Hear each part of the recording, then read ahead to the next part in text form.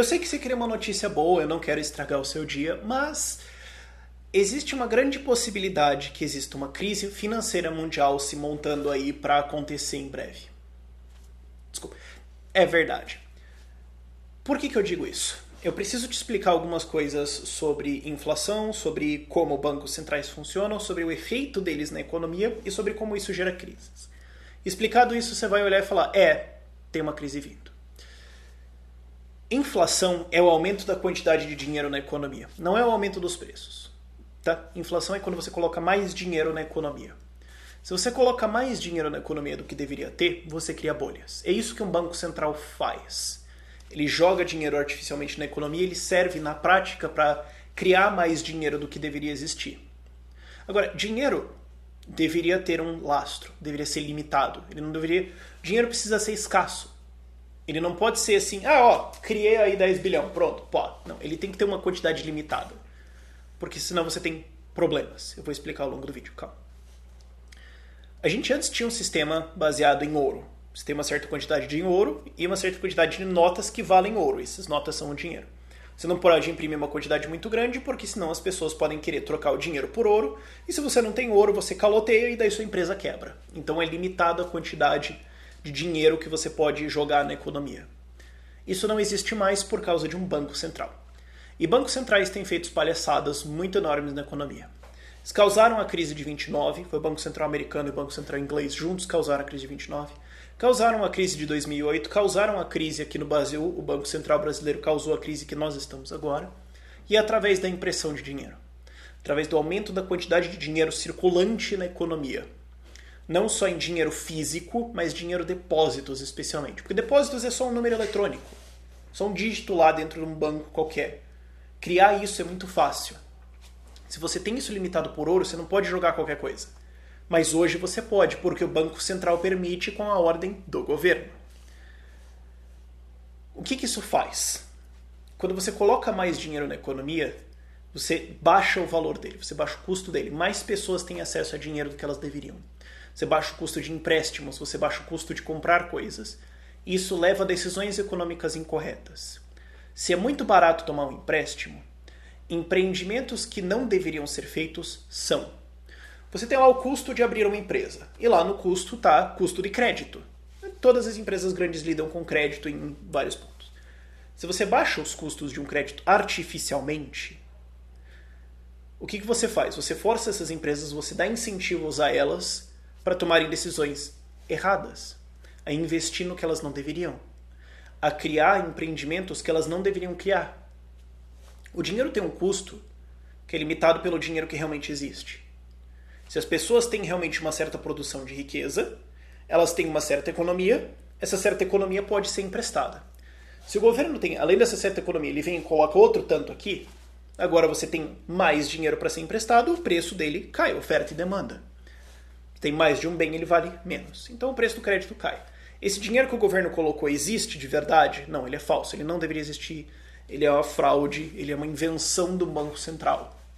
Através de canetadas que eu vou explicar para você depois. Ele força empresas a tomarem decisões erradas, ele força empresas a investirem errado, a aumentar a sua produção. Por quê? Porque as pessoas podem comprar aqueles bens. Por quê? Porque qualquer palhaço, como você viu aqui no Brasil nos últimos anos, qualquer palhaço vai no banco, tira um empréstimo e compra um apartamento. Aí todo mundo faz, aí acaba essa palhaçada de crédito barato, porque não dá para você sustentar isso infinitamente. E aí o que acontece? Bom, e aí acontece que as pessoas não pagam mais os empréstimos, daí empresas começam a falir. Por que essas empresas começam a falir? Porque elas não deveriam ter sido criadas. Por que, por exemplo, aqui no Brasil, você tem um monte de concessionárias falindo? Porque elas não deviam ter sido montadas, elas não deviam ter sido criadas.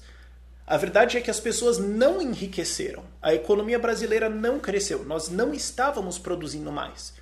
Só tinha uma festa de crédito. Daí todo mundo comprou carros, a galera olhou e falou, nossa, vamos criar um monte de montadora. Criamos. Acabou o crédito. Bom, agora as montadoras vão quebrar. Isso causa a crise. Você tem o boom, que é a explosão, uau, que é um porre de álcool gigantesco, que vem do crédito estatal sendo colocado através de um banco central. E depois você tem o crash, que é quando esse crédito se esgota, quando o Banco Central fica sem instrumentos para criar mais dinheiro, e a economia cai e volta para o padrão que ela deveria estar antes. Isso foi o que a gente vê antes da crise de 1929, o Banco Central americano criando crédito. Isso foi o que a gente viu antes da crise da bolha.com. E o que acontece é que a teoria econômica estabelecida hoje diz que quando você tem uma crise, você tem que imprimir mais dinheiro. Eu sei, você deve estar pensando, Rafael, mas espera aí. É porque eles não são economistas austríacos. Essa é a teoria que eu estou explicando para você, é a teoria austríaca de economia. Como a escola austríaca de economia interpreta dinheiro, interpreta crescimento de economias, interpreta a interação das economias. E o que acontece é que eles querem colocar mais crédito. Bom, se tem uma crise, a crise é por quê? Bom, porque não tem mais crédito, então você enfia mais.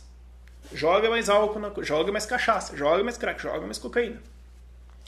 Pois bem, você teve essa explosão de crédito antes da bolha.com nos Estados Unidos, caiu. O que o Banco Central americano fez? O governo americano fez? Criaram uma bolha imobiliária através de intervenções no sistema bancário, jogaram um monte de crédito na economia, criaram uma bolha imobiliária, deram um monte de empréstimos que não deveriam ter dado, isso explodiu, você tem aí a crise de 2008 e 2009.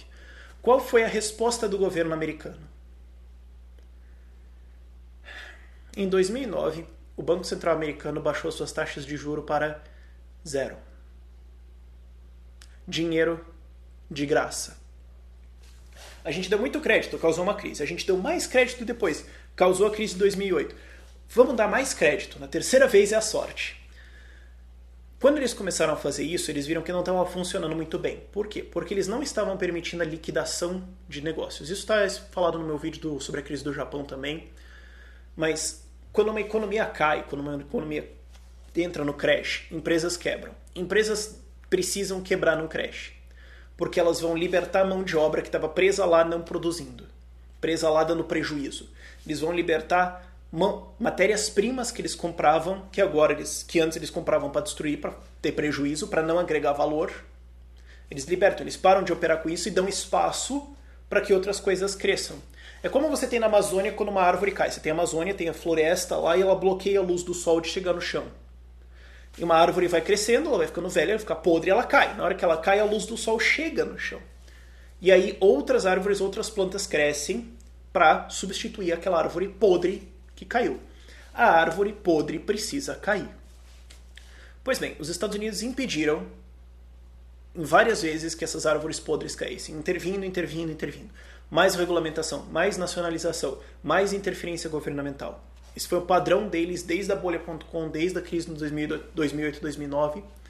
E entraram com taxas de juro zero em 2009. Zero. Você tira $10 mil e você me paga daqui 10 anos $10 mil. Dinheiro sem custo. Você acha que vai dar errado? Não só isso, o Banco Central Europeu também fez isso, o Banco Central Chinês também baixou taxas de juros. Os bancos no mundo, de maneira geral, os bancos centrais, governamentais, de maneira geral, enfiaram mais crédito na economia global. Isso está errado. Eles não deveriam ter feito isso, eles deveriam ter deixado o livre mercado operar, liquidar esses negócios. Sim, precisa quebrar, precisa cair. Quem está errado precisa falhar, e daí nas cinzas disso outras coisas são construídas. A cirurgia para tirar o câncer é incômoda, mas a cirurgia precisa acontecer para tirar o câncer. Ah, mas eu não gosto de ficar de cama. Bom, você pode também ficar com o câncer. O que aconteceu foi que a economia americana, o governo americano, não a economia americana, o governo americano optou por ficar com o câncer. Porque essa teoria econômica é estabelecida entre os estatistas. Baixaram a taxa de juros para 0% não funcionou porque as empresas não puderam liquidar. Você não teve a limpeza durante a crise de 2008, você não teve a limpeza durante a crise.com, você não teve a economia se reajustando, você teve mais interferência governamental e menos livre mercado. Essa foi a tendência nos Estados Unidos, essa foi a tendência na China e essa foi a tendência na Europa. É claro que ia dar certo. Não bastando que eles baixaram as taxas de juros para zero, quando isso não funcionou, como eu estou tentando explicar já há uns 4 minutos, tem que ficar saindo inteligentes, não funcionou porque não tinha liquidação, então não tinham novas empresas para criar nisso, você tinha só as empresas zumbis, as empresas já ineficientes do passado que o governo insiste em sustentar porque ele tem medo que elas quebrem e o apocalipse aconteça. Eles não viram que não funcionou, começaram a fazer o quantitative easing, QE 1, 2 e 3. O que é isso? É o Banco Central comprando financial assets, coisas financeiras, de bancos, de instituições, de qualquer coisa, dando dinheiro. Ó, você tem uma coisa aí, um financiamento, uma dívida, alguma coisa, um título, alguma coisa que supostamente tem um valor. Passe o título para mim, eu compro e eu te dou em dinheiro. E esse dinheiro você vai e joga na economia. Foi isso que os bancos centrais, foi isso que o Banco Central americano fez. Q1, Q2, Q3. Com isso eles injetaram 4,5 trilhões de reais, de dólares, aliás, na economia americana. Como? Dívida. O Fed pega dinheiro emprestado, compra esse financial asset, essa coisa financeira de você, esse asset financeiro, põe aqui e te dá o dinheiro. E você empresta e joga isso na economia, para colocar mais crédito barato, mais cachaça nessa economia. Em troca disso, o que o Fed comprou? Títulos ruins. O Fed hoje está cheio de títulos de letras financeiras lixo, porcaria, coisas que não tem como ele resolver, que não vale nada, que vai dar problema no futuro. E inflacionaram a quantidade de dinheiro na economia americana, além da taxa de juros zero, com mais 4,5 trilhões de dinheiro que eles criaram. Do nada, pagos a juros em dívida americana para jogar na economia. Vamos falar de uma bolha de crédito. E aí o que acontece? Você tem nisso trilhões de dólares entrando na economia americana.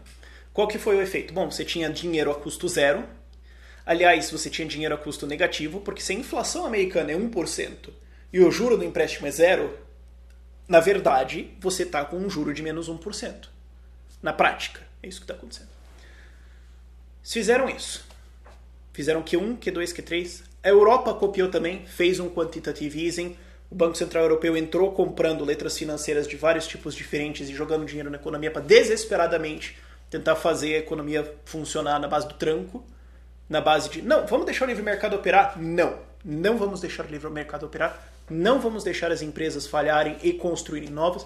Não vamos deixar as forças de livre mercado decidirem como as coisas vão ser.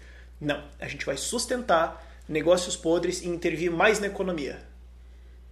A gente vem fazendo isso há 100 anos, mais ou menos desde a crise de 29. Sempre deu errado, mas a gente vai tentar de novo porque agora vai funcionar. Vai lá, Cláudia. Não funcionou. Claro, você teve uma alta das bolsas. Financiada por o quê? Crédito barato. Todo mundo conseguia tirar empréstimos e a coisa cresceu. Tudo bem. Quando o teu pai está te emprestando 10 mil reais por mês para você torrar, cara, você está ostentando. Quero ver quando acabar. E acabou. O quantitative easing terminou no finzinho de 2014. No que ele terminou, as bolsas americanas mundiais, Europa também, deram um platô lá em cima e começaram a cair em 2015. Mostrando o quê? Mostrando que o mercado não sabe, a economia europeia e americana não sabe mais operar sem crédito barato. Eles não sabem mais fazer negócios numa atmosfera de livre comércio normal. A resposta da União Europeia foi entrar em juros negativos. A resposta do Japão também foi entrar em juros negativos. Bom, então agora a gente vai pagar as pessoas para tirarem, a gente vai pagar as pessoas para jogar dinheiro na economia. A gente vai entrar no prejuízo para isso. Não é nem taxa zero, é menos. A resposta americana foi, bom, agora a economia conseguiu se recuperar, então a gente vai subir a taxa de juros do Banco Central em 0,25. E o mercado entrou em pânico. Agora você vê todas as bolsas do mundo descendo. Essa tem sido a tendência desde 2015, uma queda, e não só queda das bolsas, queda das commodities. Especialmente hoje você vê isso mais manifestado, muito mais forte no petróleo. Ele também tem muita influência de um aumento de oferta. Tem muito mais gente minerando petróleo e jogando na economia, naturalmente o preço cai. Mas você tem a demanda não só dele, mas de várias commodities, soja, milho, concreto, ferro, aço, tudo caindo. Por quê? Porque agora a conta da realidade vai vir. O reajuste de um livre mercado foi impedido desde a bolha.com, desde a bolha de 2008 e 2009, e agora está sendo impedido, foi impedido com essas políticas do Banco Central e com o quantitative easing. A inflação que o governo americano enfiou na economia, a quantidade de dinheiro que eles jogaram na economia, eu vou colocar o gráfico lá embaixo, vou colocar o gráfico aqui para você ver o quanto de dinheiro o governo americano enfiou na economia desde os anos 90, que foi a bolha.com. É assustador. Eles estavam ali, estava controlado, pá. E quando eles começam isso, você tem a crise de 2008, na hora que para, e depois agora você vai ter uma crise, talvez nos próximos 2 anos, talvez a gente já esteja no começo dela. É a mesma tendência que aconteceu na bolha.com, Crédito, a coisa desacelera e a crise vem. Jogaram crédito de novo na economia, desacelerou, a crise veio. Jogaram crédito na economia agora de novo. Vai dar errado. A gente já vê essa tendência na China, a gente já vê essa tendência na Europa, a gente já vê a tendência nas commodities, nas bolsas. E não confia nas estatísticas estatais para isso. Se você puxar as estatísticas, especialmente as estatísticas governamentais, elas são uma puta de uma mentira. Você vai ver, por exemplo, trabalhos. Quantos empregos foram adicionados na economia? Ah, não, a gente está adicionando muitos empregos na economia. Tá, mas espera.